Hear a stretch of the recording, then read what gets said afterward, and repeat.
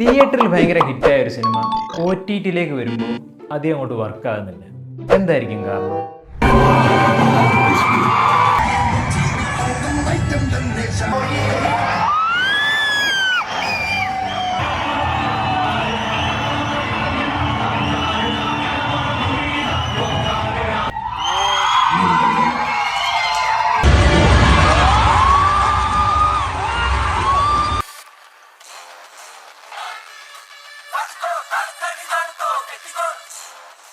തിയേറ്ററിൽ ഭയങ്കര വിജയമായ സിനിമകളാണെങ്കിലും അല്ലെങ്കിൽ പരാജയപ്പെട്ട സിനിമകളാണെങ്കിലും OTT-യിലേക്ക് വരുമ്പോൾ അതിൻ്റെ അഭിപ്രായങ്ങൾ അങ്ങോട്ടും ഇങ്ങോട്ടും മാറുന്നു. ഭയങ്കര ഹിറ്റായി എന്ന് നമ്മൾ കേട്ടിട്ടുള്ള ബോക്സ് ഓഫീസിൽ ഇൻഡസ്ട്രി ഹിറ്റ് അല്ലെങ്കിൽ ഭയങ്കര സൂപ്പർ ഹിറ്റ് അല്ലെങ്കിൽ ബ്ലോക്ക് ബസ്റ്റർ ആയ ഒരു സിനിമ OTT-യിലേക്ക് വരുന്ന സമയത്ത് ആളുകൾ ചോദിക്കുന്നു, ഈ പടമൊക്കെ ഇതിന് മാത്രം ഉണ്ടോ? എന്താണ് ഈ പടത്തിലുള്ളത്? എങ്ങനെയാണ് ഇത്രയും കളക്ട് ചെയ്തത്? അങ്ങനെ ഒരു ചോദ്യം വരുന്നു.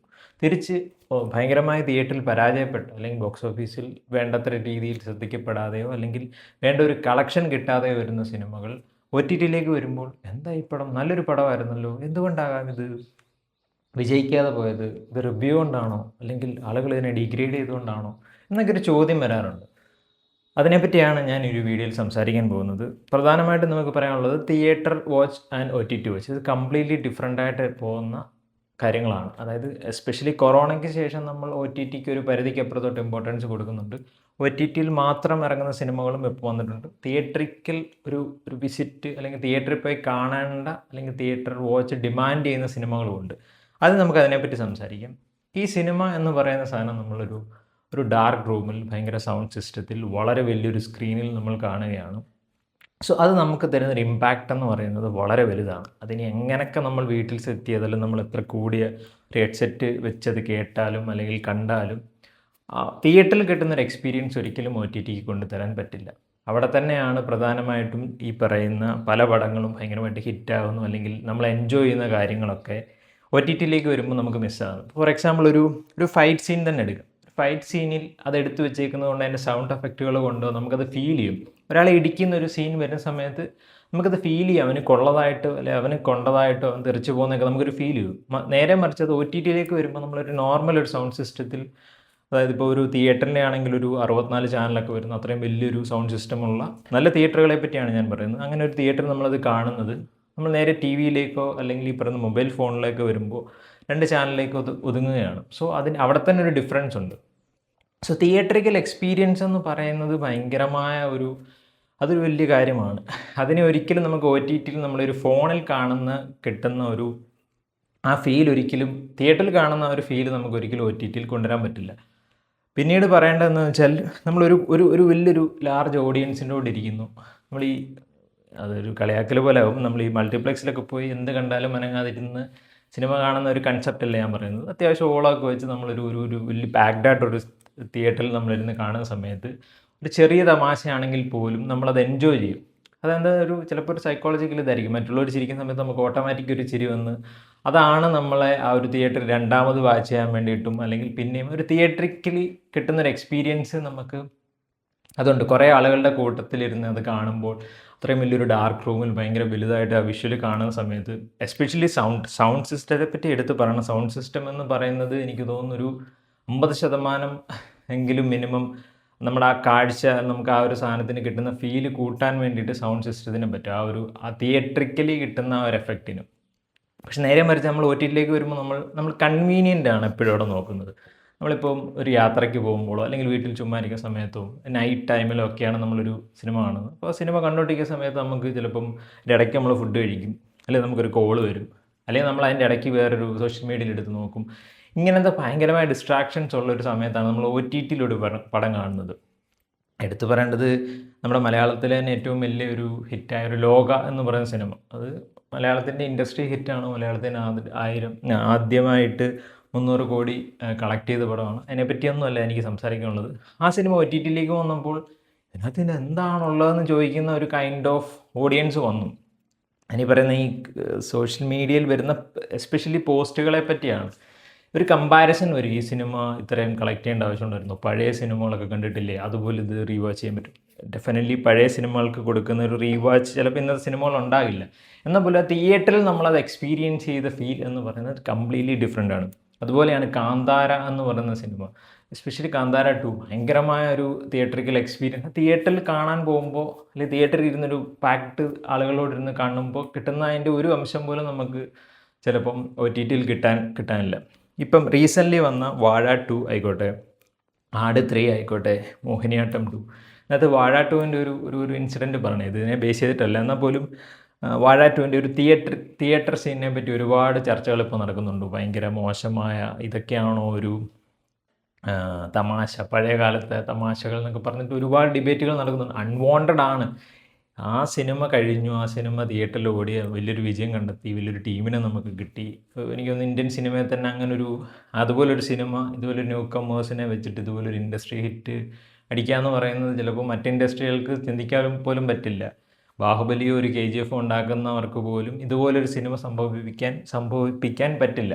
അങ്ങനൊരു സമയത്താണ് ഇത് OTT-യിലേക്ക് വരുമ്പോൾ ഇതിനെപ്പറ്റി ഇറങ്ങിയ സമയം തൊട്ടേ ഈ ഒരു സീനിനെ പറ്റി ഡെഫിനറ്റ്ലി ശരിയാണ്. ആ സീനിന് നമ്മളൊരു ഫാമിലിയായിട്ടൊക്കെ ഇരുന്ന് കാണുന്ന സമയത്ത് ചിലപ്പോൾ ഒരു ബുദ്ധിമുട്ടുണ്ടായേക്കാം. പക്ഷേ ആ ക്യാരക്ടേഴ്സ് അങ്ങനെയാവുമ്പോൾ ആ ഒരു സീൻ പർട്ടിക്കുലർ സീനിലേക്ക് വരുന്ന സമയത്ത് മാക്സിമം ആ ഒരു ലൈറ്റ് അണഞ്ഞു കഴിയുമ്പോൾ കിട്ടുന്ന, അല്ലെങ്കിൽ കുറേ ആളുകൾ കൂടെ ഇരിക്കുമ്പോൾ കിട്ടുന്ന ഒരു എന്താ പറയുക, ഒരു ധൈര്യം വെച്ചിട്ട് ആൾക്കാരെ കളിയാക്കുന്ന അത് റിയൽ ലൈഫിലുണ്ട്. റിയൽ ലൈഫിലുള്ളതിൻ്റെ ഒരു അംശം പോലും അവർ ആ സിനിമയിൽ കാണിച്ചിട്ടില്ല. പക്ഷേ അത് ഒരുപാട് ആൾക്കാർ അൺവാണ്ടഡ്ലി അതിനെ ക്രിട്ടിസൈസ് ചെയ്യുന്നുണ്ട്. ആ സിനിമയ്ക്ക് കിട്ടിക്കൊണ്ടിരിക്കുന്ന ഒരു അപ്രിസിയേഷന് ഭയങ്കരമായിട്ട് നെഗറ്റീവ് ഇമ്പാക്റ്റ് കൊടുക്കുന്ന രീതിയിലാണ് എനിക്ക് തോന്നിയിട്ടുള്ളത്. അതുപോലെ തന്നെയാണ് ആട് 3 എന്ന് പറയുന്ന സിനിമ. ആട് 1 and 2 വെച്ചിട്ട് കമ്പാരിറ്റീവ്ലി എനിക്ക് അത്ര ഇഷ്ടമുള്ളൊരു സിനിമയല്ല ആട് 3. എന്നാൽ പോലും തിയേറ്ററിൽ നമ്മൾ സ്പെഷ്യലി അതിനകത്ത് ഒരുപാട് മൊമെൻറ്റ്സ് ഉണ്ട്. ഒരുപാട് ചിരി സമ്മാനിച്ച് ഒരുപാട് മൊമെൻറ്റ്സ് ഉള്ളൊരു സിനിമയാണ് ആട് 3 ആയിക്കോട്ടെ. ഈ സിനിമയ്ക്ക് ഈ പറഞ്ഞ OTT-യിലേക്ക് വന്നപ്പോൾ എന്താണ് ഷാജി പാപ്പൻ ഇങ്ങനെയല്ലല്ലോ, അങ്ങനത്തെ ഒരു കൈൻഡ് ഓഫ് ആളുകൾ അതിന് വന്നു. അത് OTT-യിൽ കണ്ടവർ തന്നെയാണ്. എൻ്റെ ഒരു കമൻറ്റ് സെക്ഷനും അങ്ങനെയാണ്, ചില ട്രോൾ ഗ്രൂപ്പുകൾ ഇതിനെപ്പറ്റി സംസാരിക്കുന്നത് അങ്ങനെ തന്നെയാണ്. സോ കമ്പാരിസൺ എന്തിനാണ്? അതുപോലെ ഒരു കാര്യം കൂടെ എടുത്തു പറയണം. നമ്മുടെ മോഹിനിയാട്ടം എന്ന് പറയുന്ന സിനിമയെ പറ്റി ഇപ്പോൾ ഒരു ചെറിയൊരു കോൺട്രവേഴ്സി അതിൻ്റെ പിന്നിലേക്ക് തുടങ്ങിയിട്ടുണ്ട്. അതെന്തിനാണെന്ന് എനിക്ക് മനസ്സിലായി. ഈ കോൺട്രവേഴ്സി ഉണ്ടാക്കുന്നവർക്ക് എന്താണ് അതുകൊണ്ട് കിട്ടുന്നത് എനിക്കറിയത്തില്ല. ആ സിനിമയിലെ ഒരു പർട്ടിക്കുലർ സീക്വൻസിനകത്ത് ഒരു കഥ പറയുന്നുണ്ട്. ആ സിനിമയിൽ തന്നെ അത് വ്യക്തമായിട്ട് ക്ലിയറായിട്ട് കാണിക്കുന്നുണ്ട് അത് കള്ള പറയാണ്, അല്ലെങ്കിൽ ഇങ്ങനൊരു സംഭവം നടന്നിട്ടുണ്ട്. അവിടെ ചോദ്യം ചോദിക്കുന്നുണ്ട്, ഇത് ഈ പറയുന്ന പുരാണത്തിൽ ഇങ്ങനൊരു സാധനമില്ലല്ലോ. ഇല്ല, ഇത് അയാൾ കള്ളം പറയുന്നതാണെന്ന് വ്യക്തമായിട്ട് പറയുന്നുണ്ട്. അത് പ്രശ്നമായിട്ട് വന്നിരിക്കുകയാണ്. എന്താണ് ഇതിൻ്റെ ഒരു ഉദ്ദേശമെന്ന് എനിക്ക് മനസ്സിലാകുന്നില്ല. അത് അൺവാണ്ടഡ് ആണ്. അത് ആരാണ് ഇതിൻ്റെ ഒരു പിന്നിൽ നടക്കുന്നതെങ്കിൽ അതിന് വേണ്ടിയിട്ട് സംസാരിച്ചെങ്കിൽ അത് ഭയങ്കര മോശമായിട്ടാണ് എനിക്ക് പേഴ്സണലി ഫീൽ ചെയ്തിട്ടുള്ളത്. അൺവാണ്ടഡ്ലി ആണ് ഈ ഒരു ഇഷ്യൂ ഇങ്ങനെ കുത്തിപ്പൊക്കൊണ്ട് വരുന്നതായിട്ടാണ് എനിക്ക് തോന്നിയിട്ടുള്ളത്.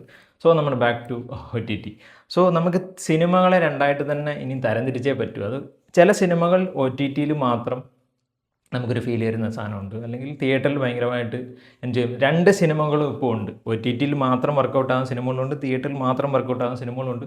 രണ്ടിടത്തും വർക്കൗട്ട് ആകുന്ന സിനിമകളുണ്ട്, ഇല്ല എന്ന് പറയുന്നില്ല. എല്ലാ സിനിമകൾക്കും തിയേറ്ററിൽ നമ്മൾ എൻജോയ് ചെയ്ത രീതിയിൽ തന്നെ നമുക്ക് OTT-യിലും എൻജോയ് ചെയ്യാൻ പറ്റുന്ന സിനിമകളുണ്ട്. എസ്പെഷ്യലി ഇപ്പോൾ നമ്മൾ പഴയ സിനിമകൾ വെച്ച് പറയുകയാണെങ്കിൽ, പഴയ സിനിമകൾ നമ്മളിപ്പോൾ കണ്ടാലും നമ്മളിപ്പോൾ ഒരു TV-യിലോ അല്ലെങ്കിൽ ഫോണിലോ ആണ് കാണുന്നത്, നമുക്കത് പറ്റും. പക്ഷേ അതെന്താണെന്ന് വെച്ചാൽ നമ്മൾ ഈ ഫുൾ ടൈം ഇരുന്നത് കാണുമല്ലോ, നമ്മളൊരു പർട്ടിക്കുലർ പോർഷൻ മാത്രമായിരിക്കും റിപ്പീറ്റ്ലി കണ്ടുകൊണ്ടിരിക്കുന്നത്.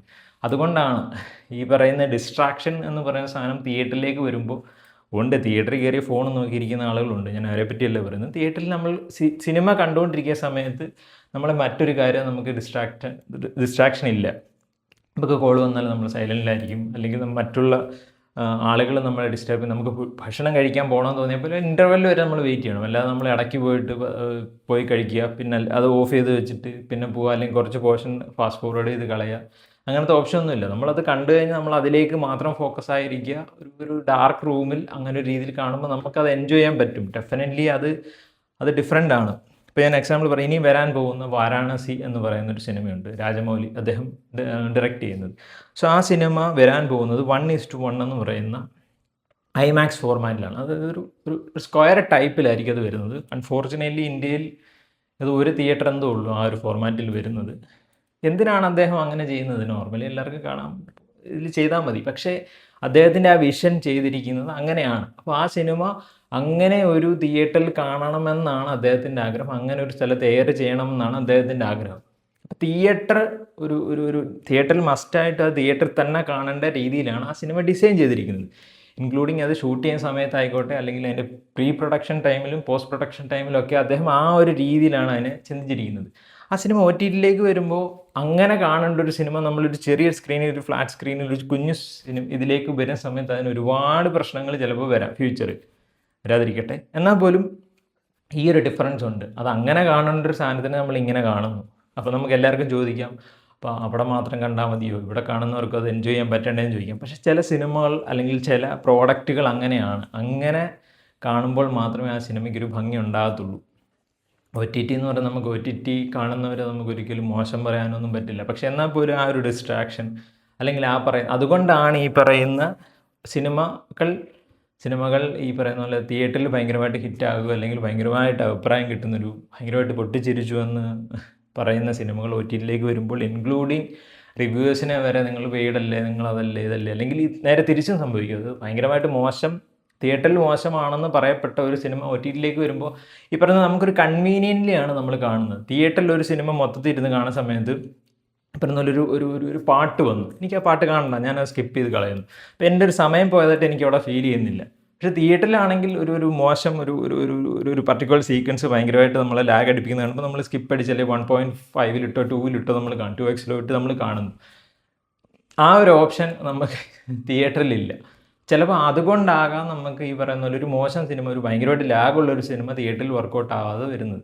അപ്പോൾ ഡെഫിനറ്റ്ലി ഈ സിനിമകൾ തിയേറ്ററിൽ വർക്കൗട്ട് ആകേണ്ട സിനിമകൾ തിയേറ്ററിലും, ഒ ടി ടിയിൽ വർക്കൗട്ട് ആകേണ്ട സിനിമകൾ ഒ ടി ടിയിലും, രണ്ടിടത്തും വർക്കൗട്ട് ആകുന്ന അല്ലെങ്കിൽ അങ്ങനത്തെ സിനിമകൾ ചെയ്യുന്ന ഒരുപാട് ഇതുണ്ട്. അപ്പം നമ്മൾ നോക്കിയാൽ മതി, ഒരുപാട് ഇപ്പം വർഷങ്ങൾക്ക് ശേഷം ഒരു എക്സാമ്പിളാണ് അത്. തിയേറ്ററിൽ ഭയങ്കരമായ ഒരു അഭിപ്രായം കിട്ടിയിട്ട് ഒ ടി ടിയിലേക്ക് വന്നപ്പോൾ ഭയങ്കരമായ ട്രോളുകൾ, ഇൻക്ലൂഡിങ് ഈ പറയുന്ന റിവ്യൂവേഴ്സിന് ഉൾപ്പെടെ കിട്ടിയതാണ് ഗുരുവായൂർ അമ്പലനടയിൽ. എനിക്ക് പേഴ്സണലി ഞാൻ ഗുരുവായൂർ അമ്പലനട ഈ പറയുന്ന സിനിമകളെല്ലാം ഞാൻ തിയേറ്ററിലും ഒ ടി ടിയിലും കണ്ടാണ്. എനിക്കങ്ങനെ ഗുരുവായൂർ അമ്പലനടയിൽ എസ്പെഷ്യലി ഒ ടി ടിയിലേക്ക് വന്നപ്പോൾ ഭയങ്കരമായ ഒരു നെഗറ്റീവ് ഇത് വന്നിട്ടുണ്ടായിരുന്നു. ഇതെന്താണ് ഇത്, ഇത്ര ഇതാണോ ഇത്, മറ്റേ ട്രോളിലുള്ള കോമഡികളൊക്കെയാണ്, ഇതൊക്കെ എങ്ങനെയാണ് ഇത്ര ഹിറ്റായത്, ലോക അതുപോലെയാണ്, ലോക ഇൻഡസ്ട്രി ഹിറ്റായെന്നൊക്കെ പറഞ്ഞിട്ട് ഒ ടി ടിയിലേക്ക് വന്നപ്പോഴത്തേക്ക് ഭയങ്കരമായ ഇതെന്താണ്, പിന്നെ അതിൻ്റെ ലൂപ്പ് ഹോൾ കണ്ടുപിടിക്കുക, അതിൻ്റെ മിസ്റ്റേക്കുകൾ കണ്ടുപിടിക്കുക, ഒരു അനാലിസിസ് കണ്ടുപിടിക്കുക, അൺവാണ്ടഡ്ലി ഈ പറയുന്ന എനിക്ക് എസ്പെഷ്യലി സോഷ്യൽ മീഡിയയിൽ ഇത് പോസ്റ്റ് ചെയ്യുന്ന ആളുകളാണ്. എന്തിനാണ് ഇങ്ങനെ ചെയ്യുന്നതെന്ന് എനിക്കറിയത്തില്ല. ഒ ടി ടി വന്നതിന് ശേഷം പിന്നെ അതിൻ്റെ ഒരു അനാലിസിസ് വരിക, അതിനെപ്പറ്റി സംസാരിക്കുക, അങ്ങനെ ഒരു സാധനം വരുന്നതുകൊണ്ടാണ് ഈ പറയുന്ന പോലെ, എസ്പെഷ്യലി ഈ പറയുന്ന വാഴ 2-ൻ്റെ ഒരു പർട്ടിക്കുലർ സീക്വൻസിനെ പറ്റി ഒരു ചർച്ച വലുതായിട്ട് നടക്കുന്നതുകൊണ്ടാണ് എനിക്ക് ഒരു വീഡിയോ തന്നെ ചെയ്യണമെന്ന് തോന്നിയത്.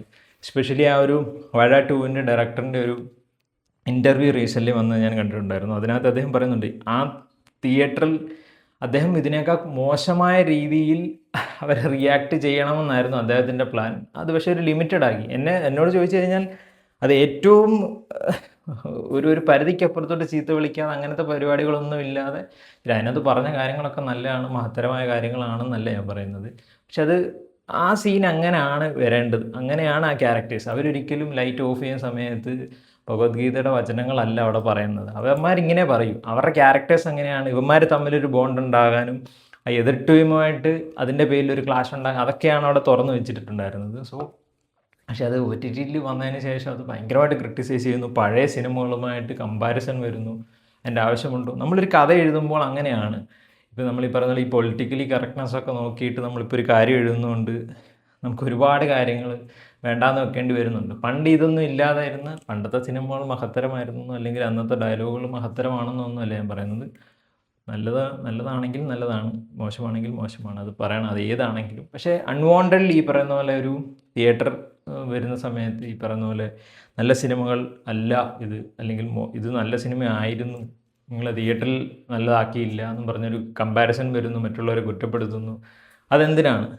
തിയേറ്റർ വിസിറ്റ് ചെയ്യുന്ന സമയത്ത് തിയേറ്ററിൽ നമ്മളത് നമ്മൾ ആ പർട്ടിക്കുലർ പോയിന്റിൽ നമ്മളെ അത് എൻജോയ് ചെയ്യിപ്പിക്കാൻ പറ്റുന്നുണ്ടോ എന്ന് മാത്രമേ ഉള്ളൂ. അതിനുശേഷം അത് ഒ ടി ടിയിലേക്ക് വരുമ്പോൾ അത് ഒ ടി ടി വരുന്നു, ഒ ടി ടിയുടെ രീതിയിൽ നമ്മൾ കാണുന്നതുകൊണ്ടാണ് നമുക്ക് ചിലപ്പോൾ ഇഷ്ടപ്പെടുന്നത്, ഇഷ്ടപ്പെടാതിരിക്കുന്നത്. സോ അതിൻ്റെ കമ്പാരിസണിൻ്റെ ആവശ്യമില്ല.